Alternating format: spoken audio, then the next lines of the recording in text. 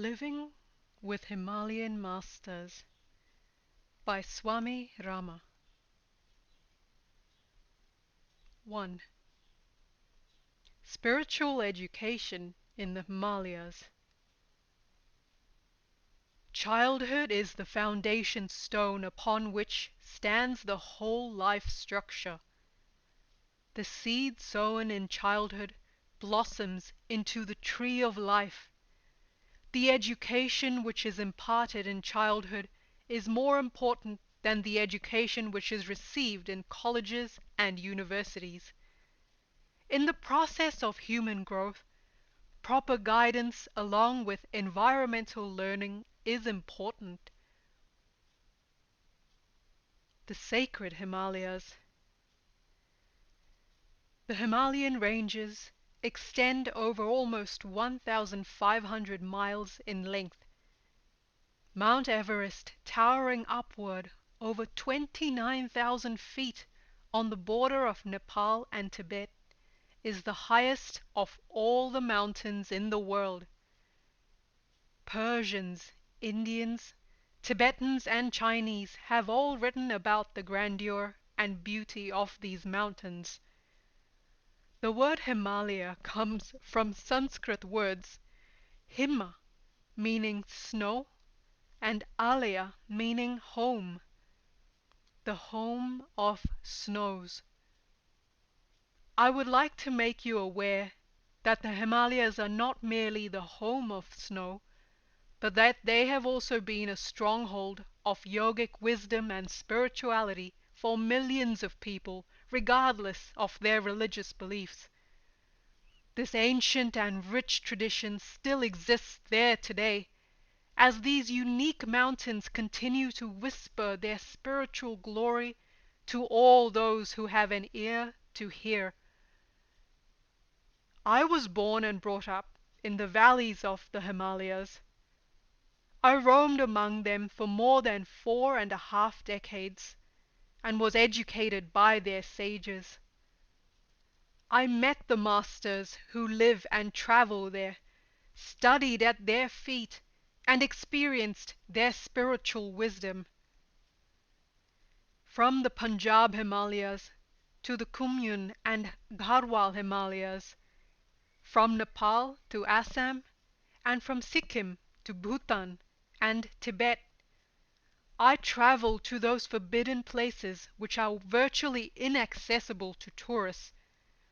I climbed to a height of 19,000 to 20,000 feet without the help of an oxygen kit or modern equipment.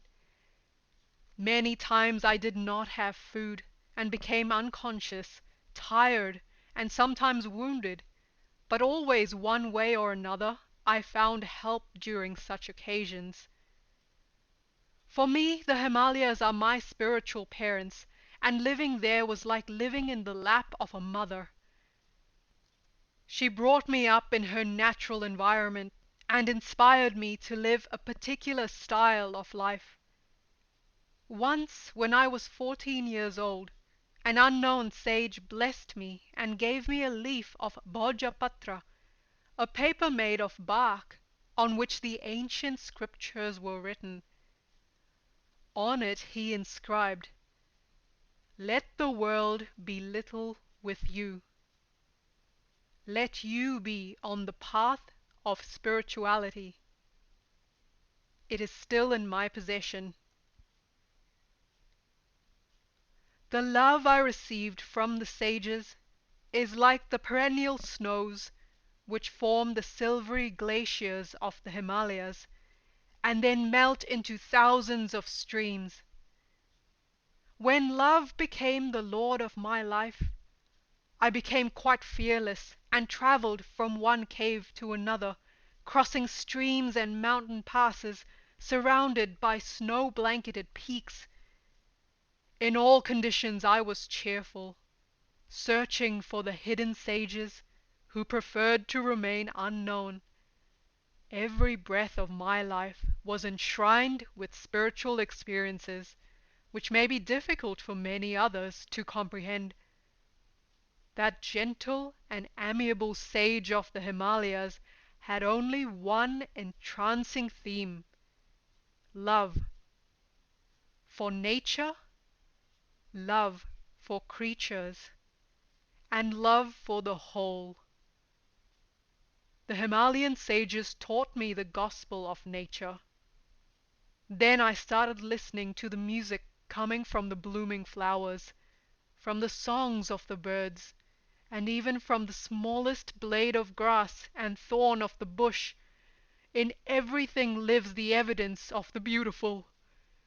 If one does not learn to listen to the music of nature and appreciate her beauty, then that which impels man to seek love at its fountain may be lost in the remotest antiquity.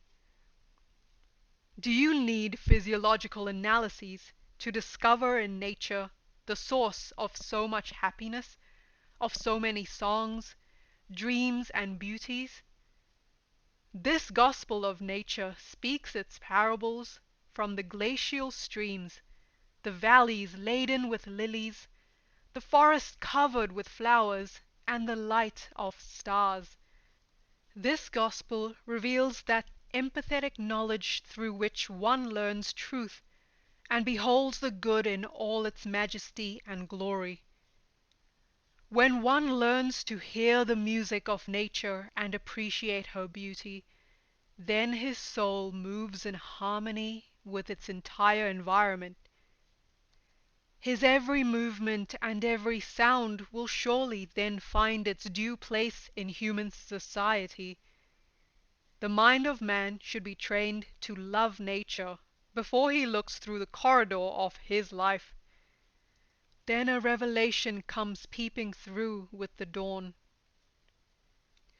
The pain and miseries of life disappear with the darkness and the mist when the sun rises. Mortality finds its way in the awareness of immortality. Then a mortal being suffers no more from the pangs and sorrows which death seems to shower upon him. Death has for ages been a constant source of misery. But at death man learns to become one with the infinite and the eternal. When one learns to appreciate fully the profundity of nature in its simplicity, then thoughts flow spontaneously in response to the appeals of his delicate senses when they come in contact with nature. This soul-vibrating experience in its full harmony with the perfect orchestra of melodies and echoes reflects from the sound of the ripples of the Ganges, the gushing of the winds, the rustling of leaves, and the roar of thundering clouds. The light of the self is revealed and all the obstacles are removed. He ascends to the top of the mountain where he perceives the vast horizon. In the depth of silence is hidden the source of love. The eye of faith alone can unveil and see the illumination of that love. This music resounds in my ears and has become the song of my life. This discovery of the sages binds the whole of humanity in the harmony of the cosmos. Sages are the sources from which mankind receives knowledge and wisdom to behold the light, truth, and beauty which show the path of freedom and happiness to all. They make humanity aware of the mere shadows and vain illusions of this world. With their eyes, the unity of the entire universe is best seen. The truth is hidden by a golden disk, O Lord. Help us in unveiling, so that we can see the truth. The gospel of love, as taught by the Himalayan sages, makes the whole universe aware of the fountainhead of light, life, and beauty. At a young age, I sat at the foot of Mount Kailash and drank the glacial waters of Lake Manasarovar. Often I cook the vegetables and roots grown by Mother Nature at Gangotri and Kedarnath. Living in the Himalayan caves was very pleasant, and when I was there, I was in the habit of roaming through the mountains during the day, taking notes in a haphazard manner, and returning to my cave before darkness would fall. My diary is filled with descriptions of my experiences with the sages, yogis, and other spiritual leaders of the Himalayas. This is a land where Sandhya was born. Several modern scholars have tried to interpret and translate Sandhya by calling it the twilight language. Actually, the way I was taught this language is entirely different from the concept the modern writers have of it. It is a purely yogic language, spoken by only a few fortunate yogis, sages, and adepts.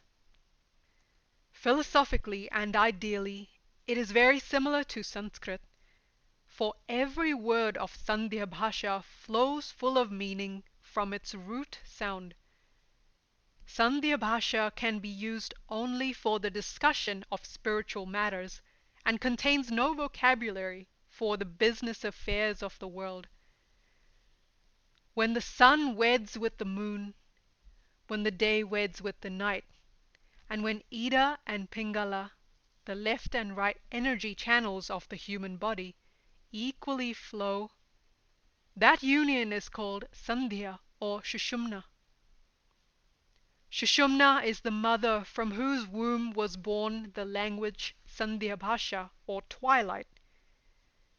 During that period of Shushumna, the yogi derives the greatest joy that anyone can consciously experience.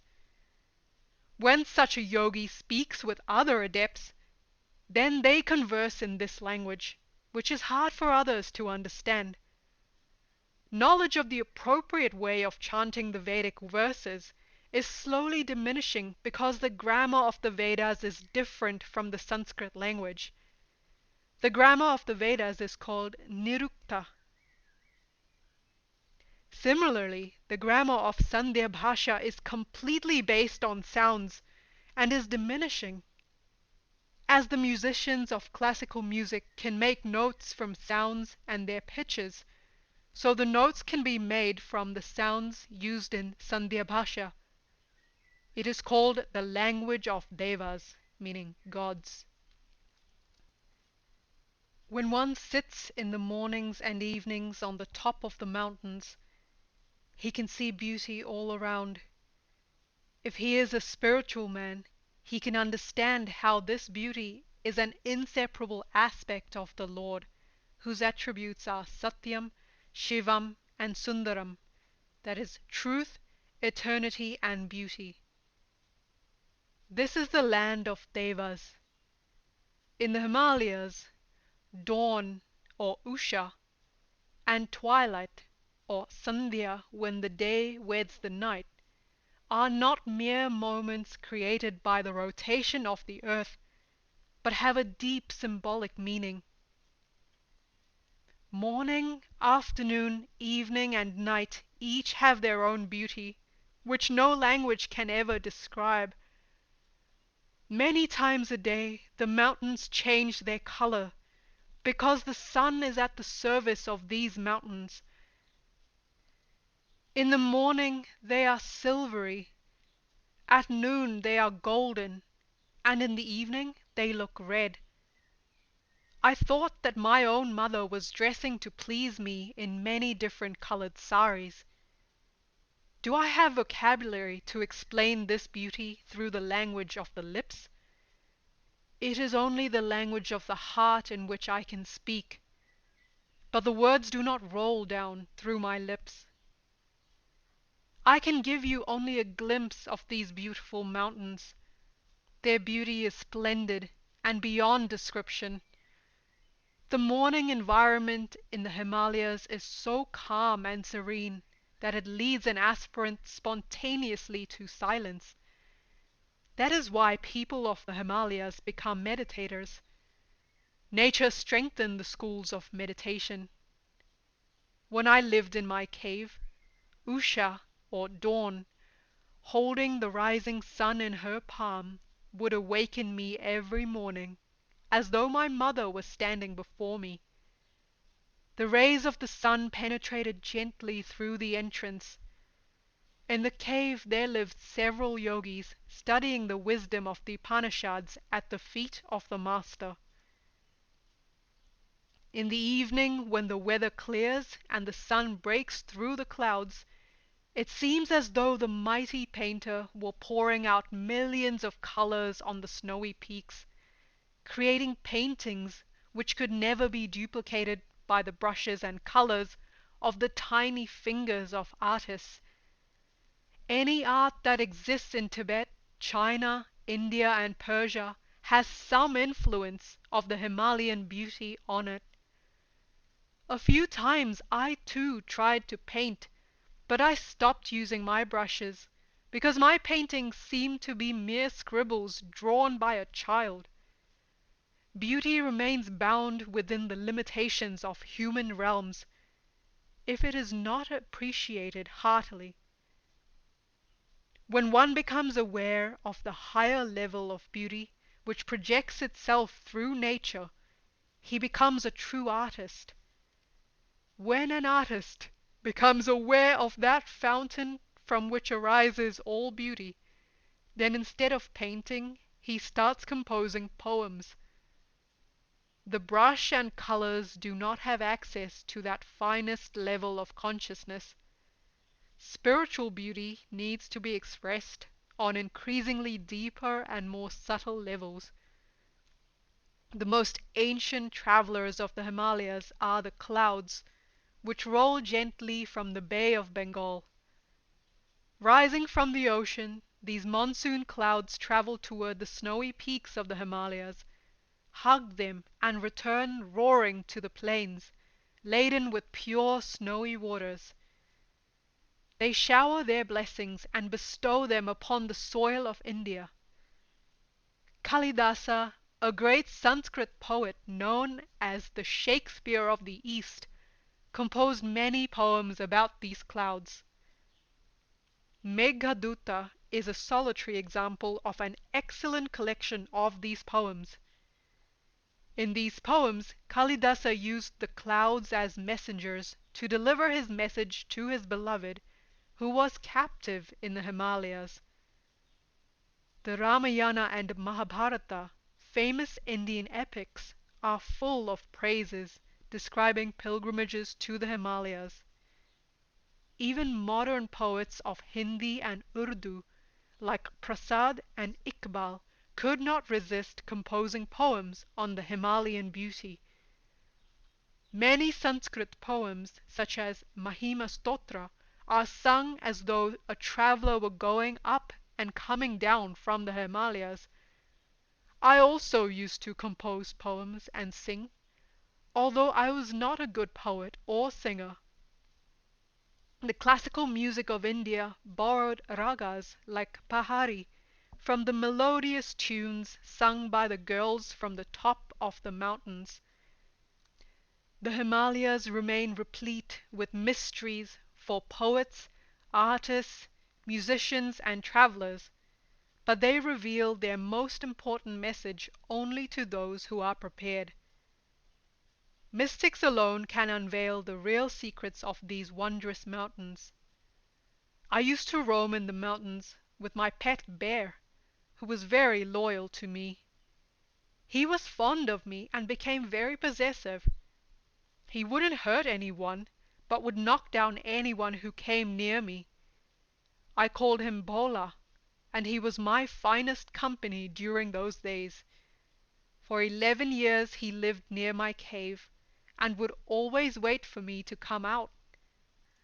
My master did not approve of my growing attachment to this pet, and used to tease me, calling me a bear charmer. In the morning, carrying a long staff to help me in climbing, I would go to the mountain tops, which were 4 to 6 miles from my cave. I had my diary, a few pencils, and the bear Bhola with me.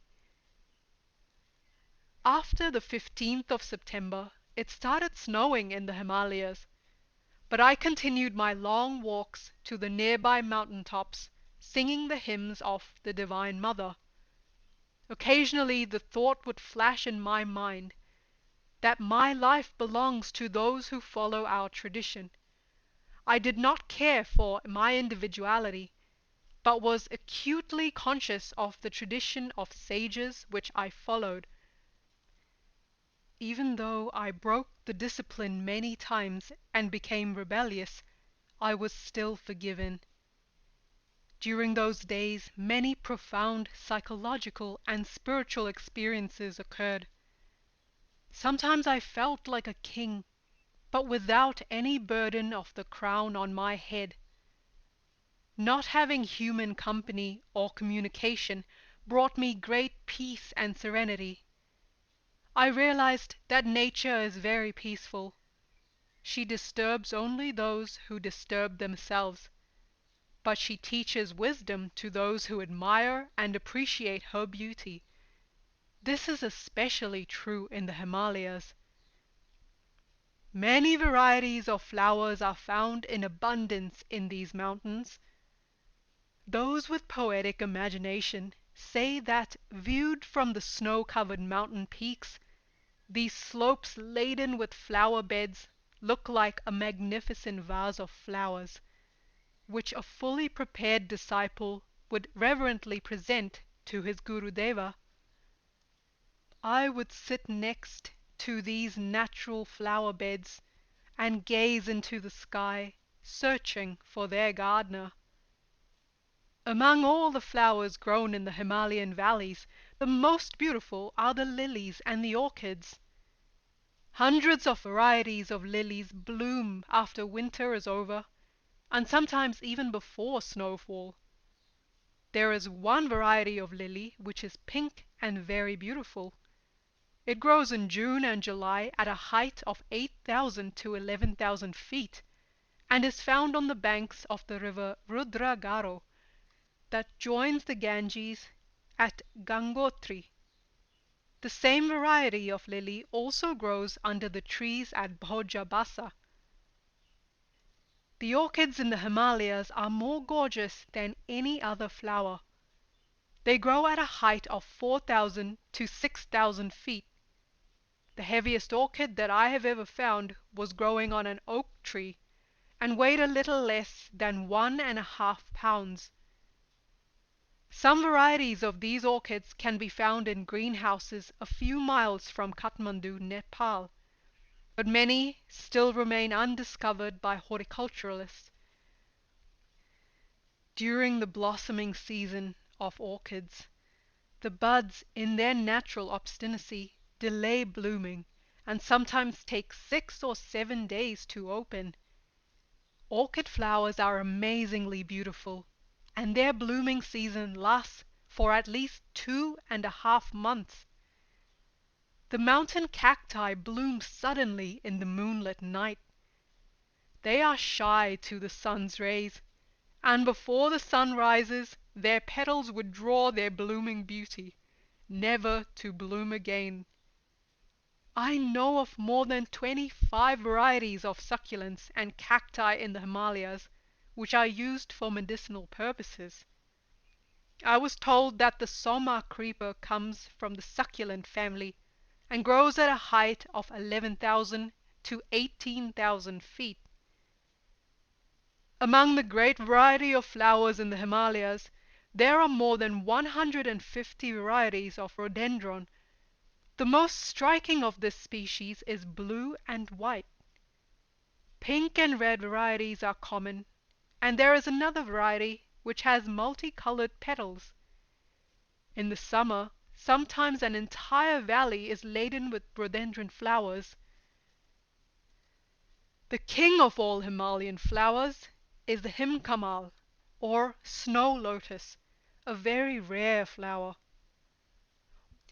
One day, as I was wandering through the mountains, I saw a single blue himkamal as big as a saucer, growing from between two rocks, and half buried in snow. I started looking at it, and my mind entered into a dialogue with this beautiful snow lotus. I said, "Why are you here all alone? Your beauty is meant to be adored. You should give yourself to someone before your petals fall and return to the dust." As the breeze blew its stem, it shook and then bent toward me, saying, "Do you think I am lonely, being all alone? All alone means all in one. I enjoy these heights, the purity, the shelter of the blue umbrella above. I wanted to pick the flower, and considered pulling it out and taking the whole plant to my master. I compared my own life to this lotus, and said, like an irresponsible, joyous child, "What will happen to you if I crush your petals?" The lotus replied, "I will be glad, for my fragrance will radiate everywhere, and the purpose of my life will be fulfilled." I pulled the lotus out by its roots and took it to my master, but he was not appreciative. He had never liked to use flowers and their fragrance, except on a few occasions when he instructed me to collect flowers from the forest for worship. That was the last day I ever picked a flower. I felt that I had been depriving Mother Nature by snatching her child from her lap. I never picked a flower again. Beauty is to be admired and not to be used, possessed, or destroyed. Aesthetic sense develops when one starts appreciating the beauty of nature. To satisfy and fulfill my desire to be all alone, I wandered here and there, admiring nature just by being with her. Sometimes I would go down to the snowy streams and look at the ripples kicking each other as they moved forward. The rivers and streams running from the tops of the glaciers looked like many long locks of hair. The music created by the streams is quite exhilarating. I would compare the stream of life with these ever-flowing streams, and watch how a mass of water running toward the ocean would not leave a gap. The currents would never turn back, but another mass of water would fill the gap. There was always continuity. Those streams are like the perennial flow of life. For hours I would watch these snowy streams flowing from the glaciers and waterfalls. Both banks of the streams glittered like silver on moonlit nights. Living in that part of the Himalayas where the Ganges flows, I would stay seated on its rocky banks and gaze at the blue sky and the clear moon, which paled its light on the sands. I watched the twinkling lights coming from the small homes of the distant villages, and when the clouds parted I saw the sky glittering with the lamps of 1,000,000 stars. This grand assembly and long procession of the stars is beyond human imagination. Below on the earth, the peaks of the Himalayas silently enjoyed this fair of stars.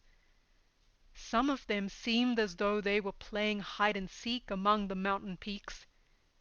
In all directions the mountain peaks and snowy streams were illuminated with that milky light emanating from the starry multitude which I remember even today. In the evenings, mist formed a thick white quilt over the Ganges between the two ridges of snowy peaks, and before sunrise a layer of mist would cover the Ganges like a white blanket. It seemed as though a sleeping serpent was snoring from beneath it.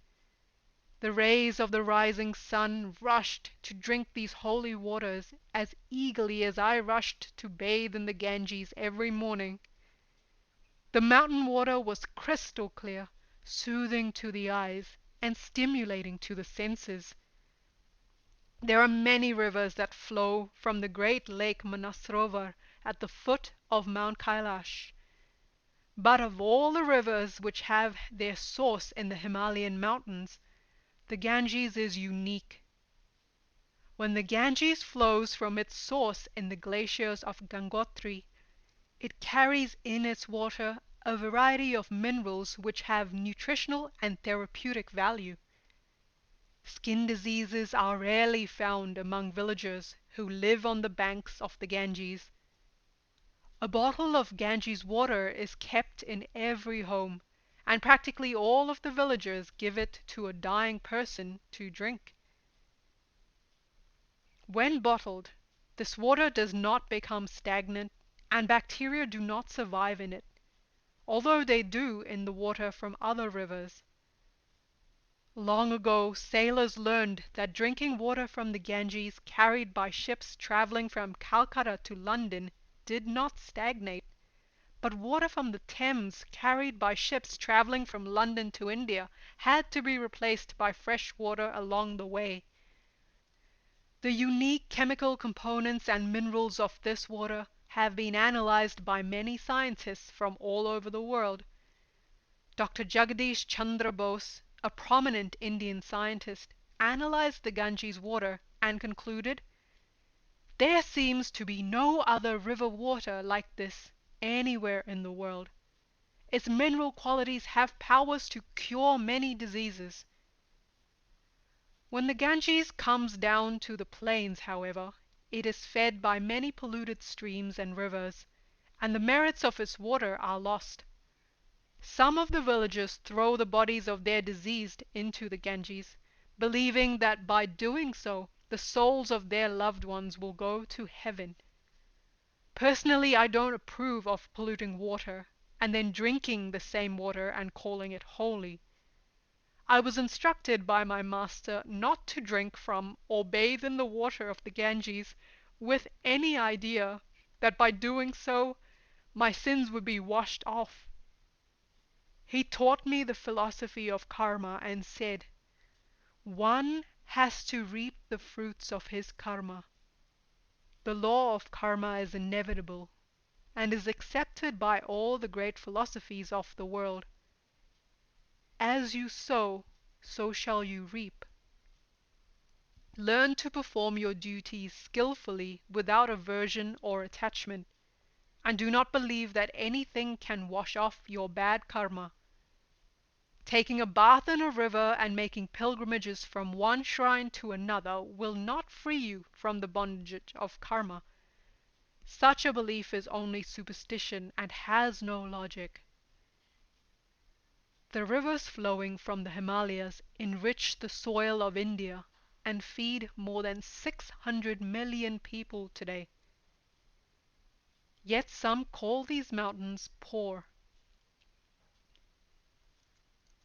Writers dare say that the Himalayas are economically disappointing, having few mineral deposits and being unable to support enterprises on a large scale. I agree with them. Economically, these mountains are not rich. They are spiritual mountains, and provide for renunciates, not for the materially wealthy. Those who have tried to explore the riches of the Himalayas from an economic viewpoint have met with failure, and those who will undertake such ventures in the future will be similarly disappointed. Himalayan villages have not received their share of modern education, technology, and medicine, even though the Himalayas are the reservoirs for the drinking and irrigation waters for the whole of India. Indian planners are unwise in not placing greater emphasis on this important resource. However, the Himalayan inhabitants prefer things to remain as they are. Leave us alone, without exploitation. Just be grateful and respect us from a distance, are the words I hear from many villagers of the Himalayas. The economy of the villages is supported by the nearby tiny terraced fields, where barley, wheat, and lentils are grown. Livestock including buffaloes, sheep, cattle, ponies, and goats. The villagers living in the Punjab and Kashmir Himalayas, in the Kumaun and Garhwal Himalayas, and in the Nepal and Sikkim Himalayas, have many common characteristics. They are poor but honest. They do not steal or quarrel. In the villages high in the mountains, no one even locks his house. Locks are not needed. There are places of pilgrimage there. If you go to a shrine high in the mountains and drop your purse on the path, it will still be there when you come back weeks later. No one will touch it. They consider it disrespectful to touch someone else's things without permission. Why should we need someone else's things, they will ask. There is no greed, for their needs are few. They do not suffer from materialistic insanity. The villagers are dependent on the plains only for salt and for oil to burn in their lamps. These village societies are less corrupt than most others in the world because of the people's simple, honest, and gentle habits. Life there is calm and peaceful. The people don't know how to hate anyone. They don't understand hatred. These people don't want to come down to the plains. When they leave the mountains, they do not feel comfortable around the people of the plains, with their many tricks and games and pretenses. In the mountain areas most influenced by modern culture, however, lying and stealing have begun to occur much more frequently. Modern society is considered to be advanced and cultured, but it is not genuine. It is cultured like a cultured pearl. Few value genuine pearls today. The modern human being has weakened himself and his human nature by culturing it again and again, losing touch with nature and reality. In modern culture, we live for showing off to others, not for serving others. But if you go to the mountains, no matter who you are, the first things they will ask you are, have you taken your food? Do you have a place to stay? Anybody there will ask you these things, whether you are friend or stranger. The people of the Garhwal and Kumaun mountains are intelligent, cultured, and hospitable. Kangra Valley art and Garhwal art are renowned for their unique pen and color work. Education in some of these mountain communities is better than in many other parts of India.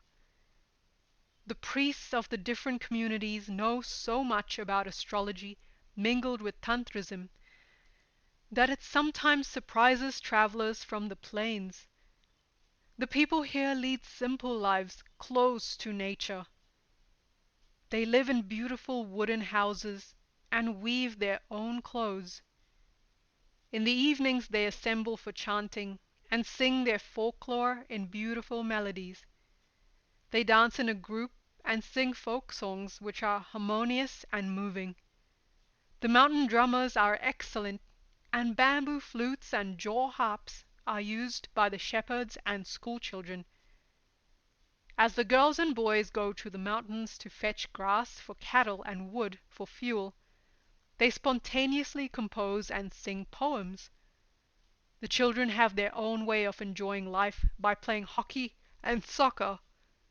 Reverence for parents and elders is one of their striking features in the Himalayan culture. Most of the trees which grow at heights of 4,000 to 6,000 feet are oaks, pines, and devdaru, that's fir trees of various kinds. In the high mountains, bhojapatra grows and supplies bark paper, which the villagers use to record their experiences, their ways of worship, and the usage of herbs. Every villager knows something about herbs, which are useful for many purposes in daily life. All the villagers from Kashmir to Punjab, Nepal and Sikkim have a reputation for providing strong and healthy soldiers for the Indian army. The lifespan of the people is often over 100 years. The Himalayan community which lives in the mountain of Pakistan is called Hunza. There they eat meat, but the community that lives in the Indian part of the Himalayas is called Hamsa and is vegetarian. Hamsa means swan, and it is a frequent symbol in Indian mythology. The swan is said to have the power of separating and drinking only the milk out of a mixture of milk and water. Similarly, this world is a mixture of two things, the good and the bad. The wise person selects and takes the good and leaves the bad. Throughout these mountains, Shakti worship is prominent, and in every village there are at least one or two small chapels. The sages, however, travel and do not form communities such as the villagers do. These sages are treated very nicely by the villagers and are given free food and shelter. They come from different cultures and parts of the country and world, and live in caves under trees or in tiny thatched huts. These dwelling places are considered temples and are situated outside the villages. There is always at least one wise man, and sometimes several, staying there, whose bare necessities are maintained by the villagers. When any wandering sadhu, meaning renunciate, yogi, or sage comes by, the villagers freely offer whatever food they have. They enjoy entertaining guests and easily establish friendship with them. As I traveled throughout Himalayas, I did not enjoy staying with the villagers or the officers stationed here and there, but preferred to stay in the hermitages, caves, and thatched huts of these sages. Culturally, the Himalayas are not obstacles and do not create any barriers to the countries situated on either side. There are hundreds of communities and nationalities in these mountains, which are conspicuous for the peculiarities in their ways of life, resulting from some unusual blend of Indian, Tibetan, and Chinese cultures. Different languages are spoken in different parts of the Himalayas. I could at one time speak Nepalese, Garhwali, Kumayuni, Punjabi, and some Tibetan, but I have never learned the Kashmiri language. Knowledge of these mountain languages helped me in communicating with the local spiritual leaders and herbalists. The month of July is the finest month for traveling in the Himalayas. The snow and glaciers are melting then, and there are thousands of streams rushing all over. It is not unpleasantly cold, and those who know the nature of glaciers, avalanches, and landslides can travel comfortably if they are careful. The dangers of the Himalayan mountains are the same today as they have always been. Avalanches, fast-running streams and rivers, overhanging cliffs, and high, towering, snow-covered peaks will not change their ways for any traveler.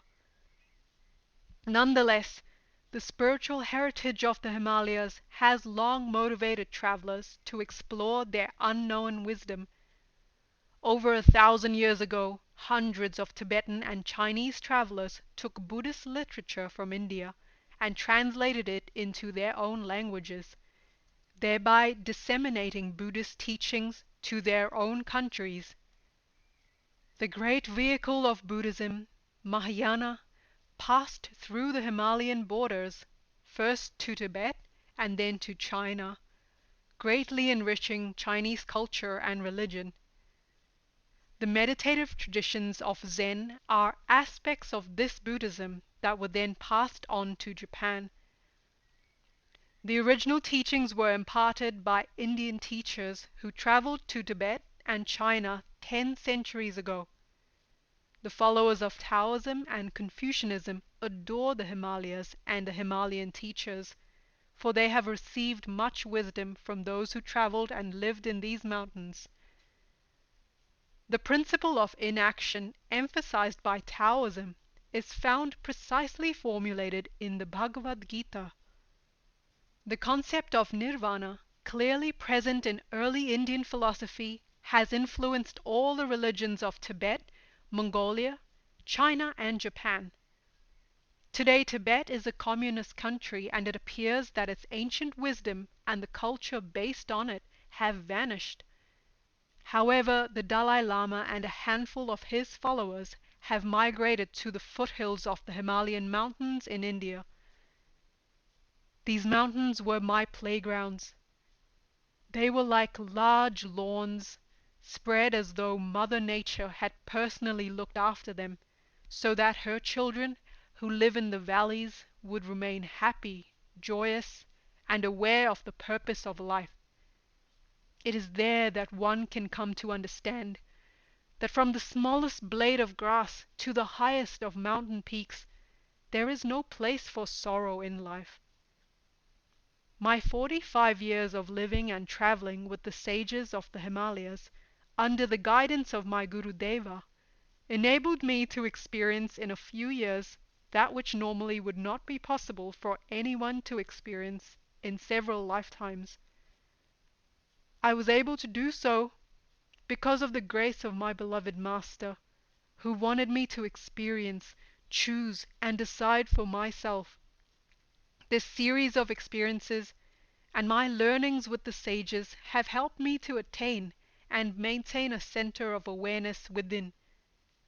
I will tell you how I grew up and how I was trained, about the great sages with whom I lived and what they taught me, not through lectures and books, but through experiences.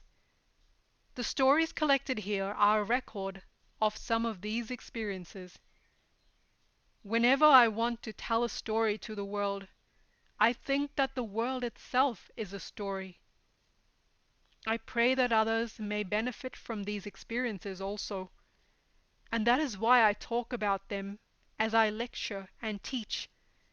I always say to my students, "What is that which is mine, and what is that which I have not surrendered to thee?" From these spiritual stories, learn that which is useful for your growth, and start practicing it. And that which is beyond your grasp, leave it for now with the narrator. Memories of these experiences awaken me even today, and I feel the Himalayan mountains are calling me back.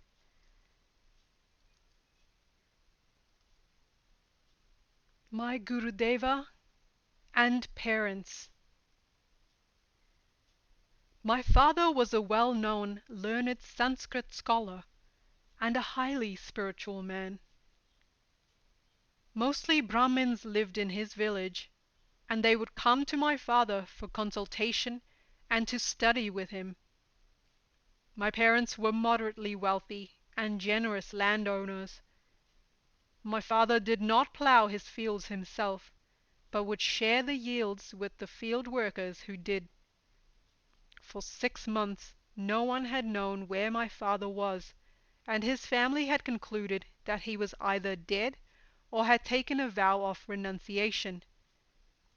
Actually, he had gone on a long retreat because he was having problems with his spiritual practices.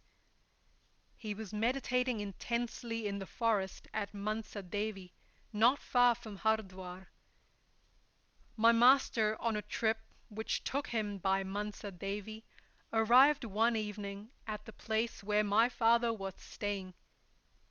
Upon seeing my master, he knew immediately that this was his Gurudeva. Often in such initial contact between master and disciple, the two hearts respond and spontaneously open to each other. This can happen with only the contact of a single glance. Thereupon begins communication without action or speech. My master stayed there for a week, guiding my father and finally instructing him to return to his home, which was at the height of about 5,500 feet in the hills of Uttar Pradesh. My mother had given up hope of her husband returning and had started an intense practice of austerities. When my father returned, he told her about his experiences with the master who had initiated him at Mansa Devi. He told her that his master had said that although they were 43 and 60 years old, they would have a son who would also follow him. 2 years later, my master came down from the Himalayas to my parents' village and visited their home. My father was having dinner when my master arrived, and my mother answered his knock at the door. Without knowing who he was, she requested him to please wait, because her husband was taking food and she was serving him. Upon hearing of a guest's arrival, however, my father left his meal and rushed to the door. My master said, "I have not come to eat or accept your hospitality. I want you to give me something." My father replied, "Anything I have is yours."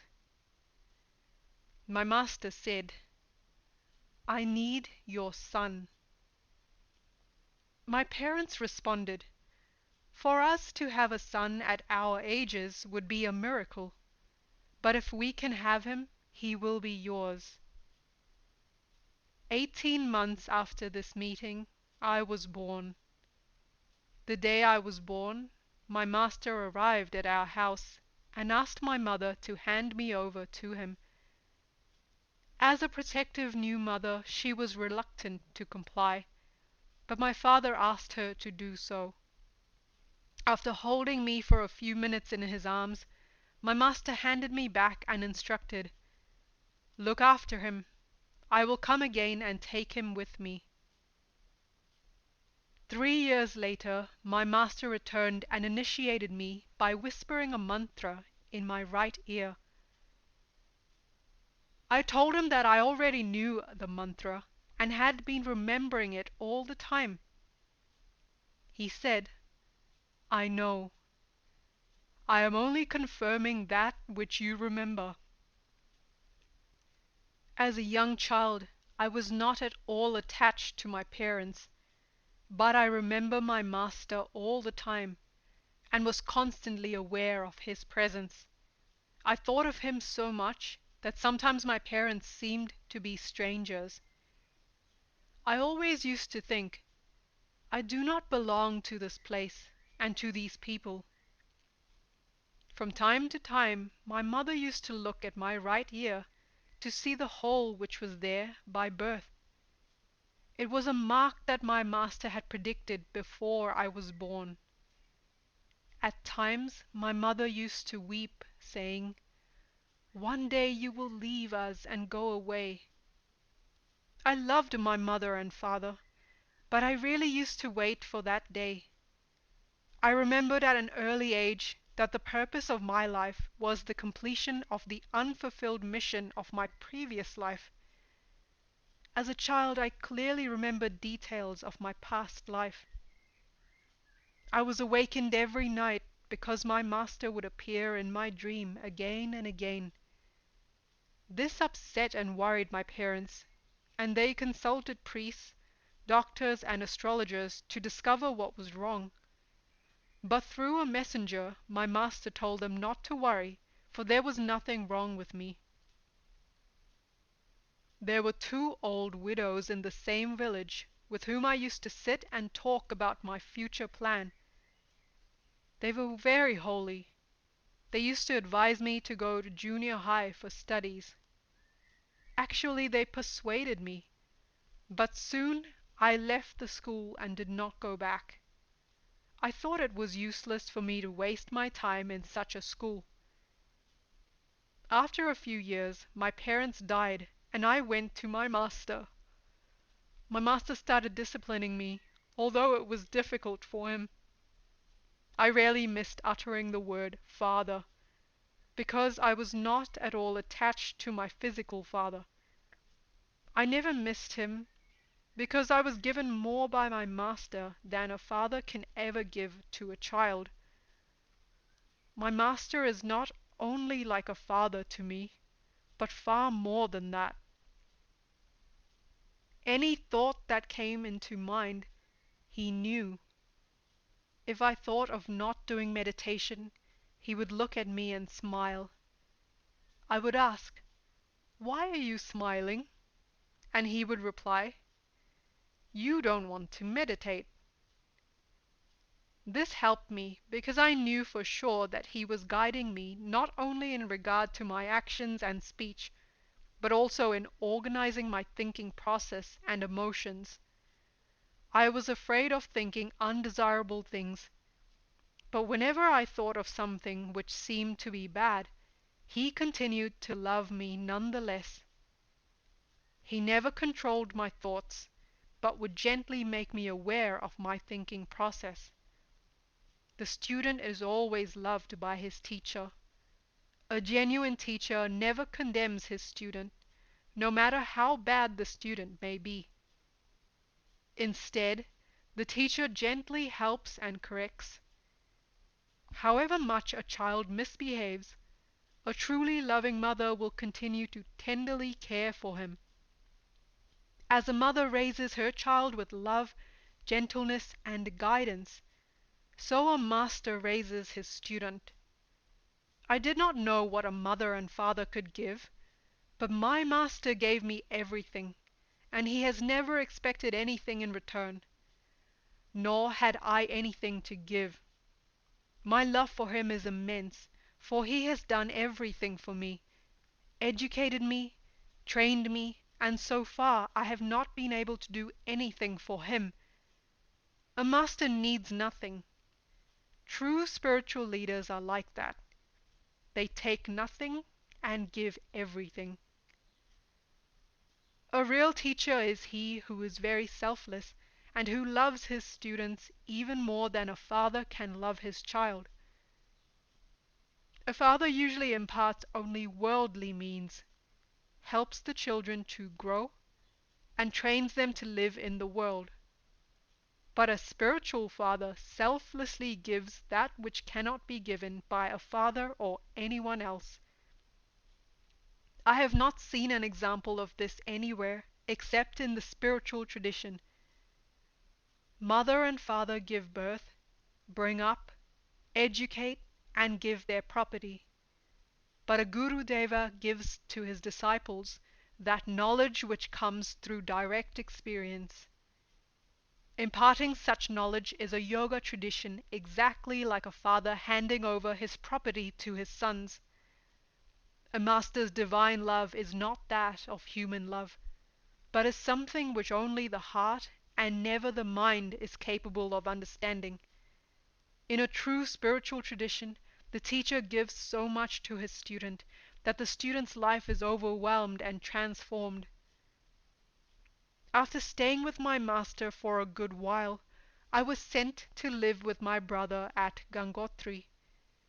He started teaching me scriptures. He loved me, but he did not understand my rebelliousness or condone my constant arguing with other sadhus. He would send adverse messages to my master about my behavior, and my master would then come and take me with him for a while. Later, he would send me back to my brother disciple. I was also unhappy when I was in a situation in which I had to stay with a family as a guest, but fortunately this rarely happened. One day I was curious to know about my brother disciple's life, and I repeatedly asked him questions about his birthplace. I did not know that renunciates never discuss their past, but on my insistence he told me about his birthplace. Masters and sages do not want to recall the past, nor do they attach much importance to birthdays, age, or birthplace. They dislike talking about the members of their blood families. When the initiation ceremony is performed, the renunciate himself performs his last rites and then deliberately forgets about his birthplace and the people with whom he had previously lived. It is a custom in the renunciate orders to not discuss one's past. They call it the dead past and consider themselves reborn. I posed the same question to my master, and after persistent requests, he did tell me something about his life. He reported that he was born to a Brahmin family of West Bengal. The members of his family were initiates of a sage who used to come down from the Himalayas at times and travel in that area. My master was the only son of his parents, and he became orphaned at a young age. He was then adopted by this advanced sage. My master was about 80 years of age when he related this story to me. He has a Bengali accent, and although he did not use his native language, he did sometimes sing Bengali songs. He is a Sanskrit scholar and knows English and several other languages. Once, during my travels in Bengal, I visited my master's birthplace. There was no trace of his house, and I thought of building a memorial in his name there, but he instructed me not to do so. In the village no one knew anything about him except two old ladies in their 80s. They reported that a master from the Himalayas came and took him away when he was 14 years of age. Indeed, we do remember him, they said, and were curious to know if he still lived, where he was, and what he had done with his life. My master lives in a cave, coming out only once in the morning at sunrise and returning to his seat after an hour. Twice a day he gets up from his seat. Sometimes he walks outside the cave, but at other times he won't come out for days at a time. There are 3 to 5 advanced students with him all the time. For 3 months in the winter, my master and his disciples come down to a height of 7,000 to 8,000 feet. He sometimes travels to Nepal and stays for a few months, 7 miles from Namcha Barwar. He generally drinks goat's milk, and at times the milk of a tiny black Shyama cow, a pet who is looked after by the students there. From time to time I would give my master a drink of half water and half goat's milk. I gave it to him without him asking for it, and if I saw that he did not take it, I took it away. Later I would give him more. This was his only food. My master remains in Sahaja Samadhi, a constant state of deep meditation, and speaks very little. We once lived together for 9 months and hardly talked at all. Most of the time we sat with closed eyes in meditation. I did my work and he did his work. There was no occasion for talking. Understanding was there, so oral communication was not necessary. When understanding is not present, then talk is needed in order to relate. But language is a poor means of communication. There was already communication on a deeper level, so there was no necessity for talking. My master and I believed more in silent communication. He answered my silly questions with a smile. He talked very little, but created an atmosphere for my growth. Some people call my master Bengali Baba, and some simply know him as Babaji. I call my Gurudeva Master, because I have no word more suitable than this. My love for him is like an eternal law. I never found him unrealistic in what he taught me, and I never found him selfish in any way. All his teachings, through his actions, speech, and silence, were full of divine love. My words are inadequate to comprehend his greatness. I devoutly believe him to be a yogi of immortal wisdom, and to be one of the greatest masters of the Himalayas. His reason for living is to enlighten those who are prepared, and to love, protect, and guide those who are still preparing. Anyone in difficulty who remembers him is helped. I know this, for many times it has happened to me and several others. Whenever I find time from my busy schedule, I have a strong desire to go back to him, for he is my only guide. With all possible reverence and devotion, I pay homage to him wherever I am. If I commit mistakes, they are mine, but if there is anything good in my life, it comes from him. My master and the Prince Swami. My master is known throughout India because of this historical event which I am going to relate. Apparently many Indian lawyers, judges, and other educated people already know of it. There was a young man named Bhaval Sannyasi, who was the heir prince of Bhawal, a state in Bengal. After his marriage, he spent most of the time with his wife in his luxurious mountain resort at Darjeeling. His wife was already in love with a doctor, and the two lovers conspired to poison the prince. The doctor started giving him cobra venom injections in very small dosages. The prince was told the injections were vitamins. The doctor slowly increased the dosages, and one day, after 2 months, the prince was declared dead. A huge procession carried his body to a cremation spot situated at the edge of a mountain stream. At the point when piles of wood had been ignited and the body placed over the fire, torrents of rain began to fall. Darjeeling is noted for the highest rainfall in the world. The fire was extinguished by the torrents of rain, and the stream flooded over and swept the body away. 3 miles downstream from the cremation site, my master was staying in a cave with some of his student swamis.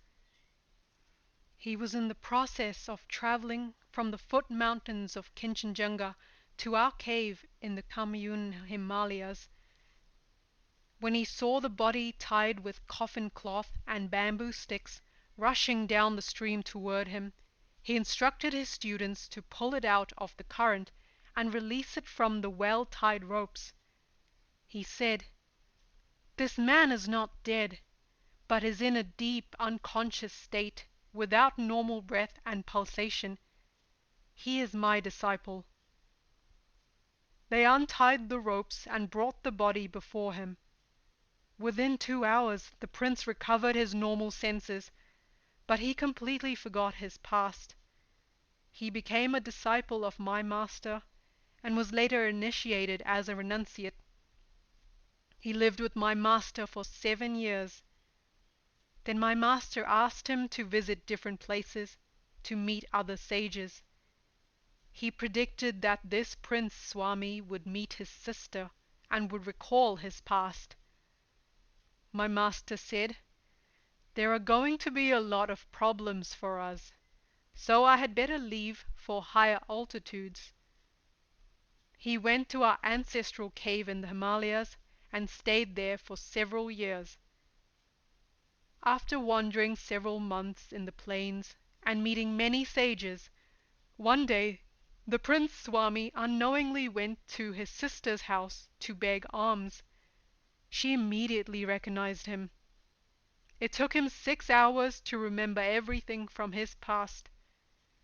I was young at the time and remember accurately the details of the whole incident.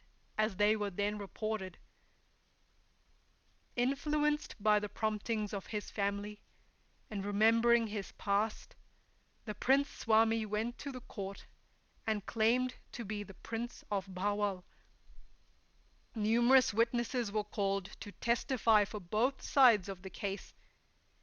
During court proceedings, it was proven that the doctor had obtained snake venom from a laboratory in Bombay, and it was proven beyond a doubt that the Swami was the prince who had been poisoned by his wife and her doctor boyfriend.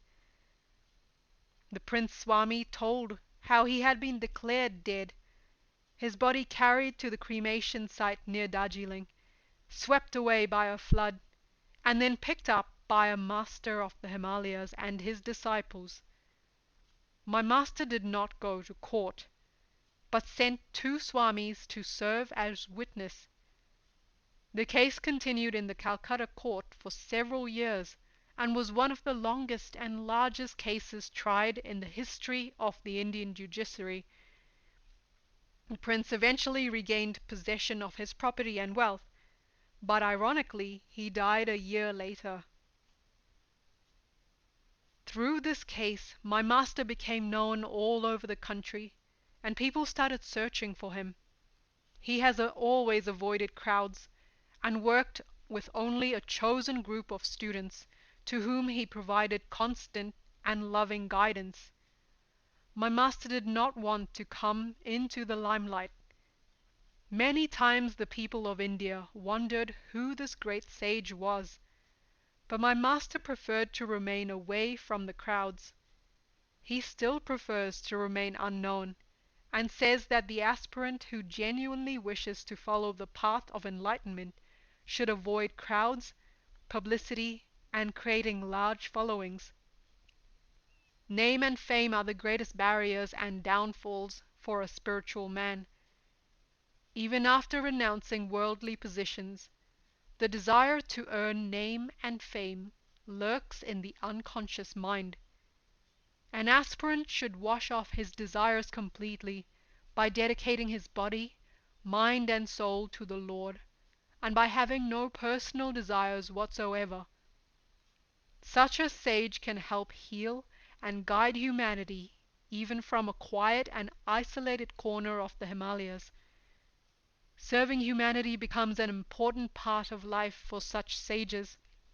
They do not expect anything from humanity, for they think that serving humanity is the expression of love for God.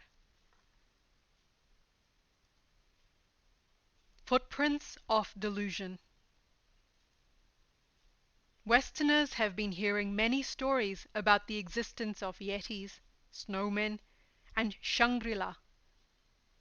Although these stories are based on fantasies and fallacies, curiosity mongers from the West are drawn by them and have tried to search the secret Himalayas.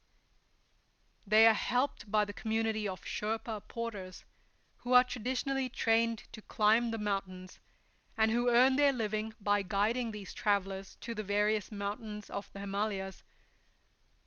These Sherpa guides have knowledge of the prominent mountain peaks and are very helpful in guiding the climbers and expeditioners, but they have no knowledge of the spiritual tradition of any part of the Himalayas. Many foreigners have gone to these mountains in search of Shangri-La, but Shangri-La does not exist in reality.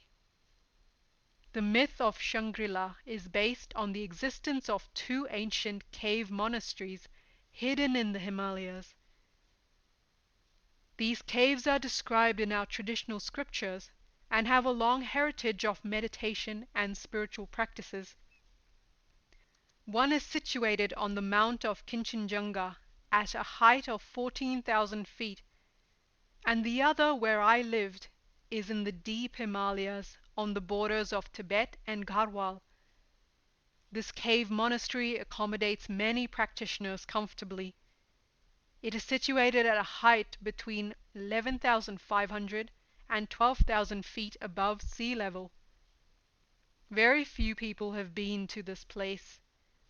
This monastery still exists, and there are many Sanskrit, Tibetan, and Sandhya Bhasha manuscripts preserved there. Foreigners go to the Himalayas, and especially to Darjeeling, to climb the mountains with the help of Sherpas. During their expedition, they talk and think of Shangri-La and Yetis. They carry cameras, tents, respirators and tinned foods, and even litter some of the places in the Himalayas.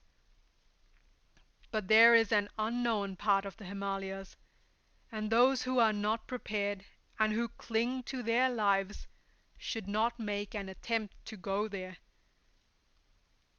I once met a rich man from the West, along with a team of Indians who were in search of snowmen. I could not convince them that the so-called Yetis or snowmen did not exist, and they spent 4 months and $33,000 in search of them. And they returned to Delhi disappointed. This rich American wanted to film a Yeti, and even published a photograph of a Nepali sadhu, calling that sadhu a snowman. I also met a Western woman with 2 Sherpa guides in Sikkim. She was suffering from severe frostbite. She said her mission in life was to search for snowmen. She stayed in Darjeeling and made 3 attempts to find the snowmen, but she never found one. Though I have been roving in the Himalayas since my childhood, I have never met a snowman, but I have often heard stories about them. Grandmothers in the Himalayan villages tell such stories to their grandchildren. The story of the snowman is as ancient as the human mind's ability to fantasize. In the deep snows, one's vision becomes blurred, and white bears, which are rarely seen in the mountains, are mistaken for snowmen from the distance. These bears live high in the mountains and steal the food of expeditioners. They leave long footprints which are similar to those of human beings. The word Yeti is misused for snowman. It is a Sanskrit word which means a renunciate, an austere person, and is the name of a group of renunciate sadhus who belong to one of the orders of Shankaracharya. How strange to use this word for a snowman! Yetis are human beings and not snowmen. The human mind remains under the influence of delusion until ignorance is completely dispelled. If there is no clarity of mind, the data that is gathered together from the external world is not perceived in a coordinated manner, and the clouded mind conceives a false vision. That is one of the modifications of the mind. Like fancy, fantasy, symbol, and ideas, Maya is cosmic illusion, and avidya is individual ignorance, which comes from a lack of knowledge about objects and their nature. It is also an illusion. The story of Bigfoot is based on the belief of a fantasy and discoordinated perception. When a bear runs fast in the snow, climbs upwards, or runs downwards, the size of the footprint of the bear looks very large. When I had a pet bear, I myself was surprised to see how big the footprint it created. It is usually large and similar to a human foot. Alas, the world under the influence of illusion is still searching for the shadows and the large foot. I call it Himalayan Maya. I was born and lived in these mountains, and have nothing to say to those who are delighted to believe in these myths, and who are still searching for something which never existed. God help those misguided souls. These are not the footprints of snowmen or yetis, but of delusion. How we live in caves. Those who are really committed to a life of austerity can live conveniently in certain parts of the Himalayas where there are small caves to accommodate 4 to 5 people. There are also a few cave monasteries in the Himalayas in which the traditions are unbroken. The monastery in which I grew up is one of these. In our cave monastery, the tradition goes back 4 or 5,000 years, and it is well remembered. We have records of who the first masters were and how the tradition began. Our cave monastery is a natural cave with many compartments. Over the centuries, the rocks have been slowly carved away to enlarge it more and more, so that it can accommodate many students. Generations of dwellers have worked to make the cave comfortable and peaceful, but it is not very modern. There are no bathrooms, kitchens, or other conveniences, and yet the monasteries function very well. For light inside the cave, there is a stick of incense called dhoop, which is made of herbs. When it burns, it gives light, and when it is extinguished, it gives fragrance.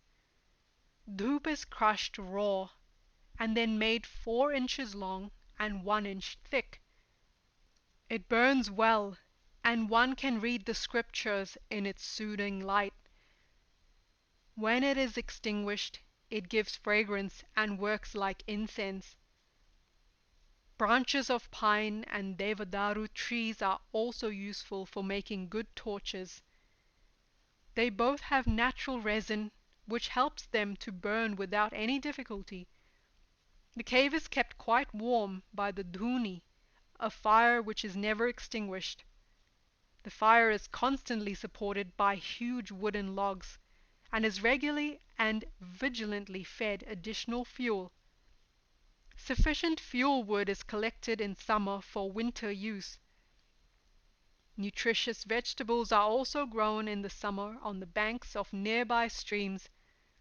Varieties of mushrooms and lingora and ogol, 2 common vegetables which grow wild, are also used there. There are several varieties of roots. 2 are called tarur and genti. Others look and taste like sweet potatoes. In our cave we live comfortably on barley, potatoes, wheat, gram and corn, which is grown up to 6,500 feet in the mountain villages. Every village maintains a cottage industry which produces high-quality woolen blankets, carpets, and warm cloth. A narrow perennial stream of water flows from our mountain cave. During November and December, when the water freezes, we simply melt the snow. In other caves where I have lived, such as the cave in Manali, fresh water is not easily available. We would fetch water from a distance of 3 to 4 miles. There are certain hermitages where masters still teach their students in the ancient manner. There the teacher lives in a natural cave, and the disciples come from various places to study and practice with him. Most would-be students do not reach these caves, however, for there is something about the Himalayas which protects the teachers from those who are merely curious, or who are not prepared for the higher teachings. If one leaves his home and starts searching for a teacher only because of curiosity or emotional problems, he will not reach these higher elevations. He will not have the intense determination and drive required to go on to these places hidden deep in the Himalayas where the great sages dwell. Teaching is often done by demonstration and goes on at certain fixed times. The students are then asked to show their own progress by demonstrating their skills. Sometimes the teaching is done in silence, and when a certain level of attainment is reached, the teachers ask, "How will others learn from yogis if you spend your whole life in a cave?" Consequently, most of the students leave after a few years. It is important to make one's life creative and helpful, but before doing so, one should make contact with his own potentials deep within by disciplining himself and gaining control over his mind, speech, and action. If discipline such as that taught in the cave monasteries is practiced even for a few years, the flower of life will bloom forever. A person who has gained such self-mastery lives in the world and yet remains above it, unaffected by worldly fetters and problems.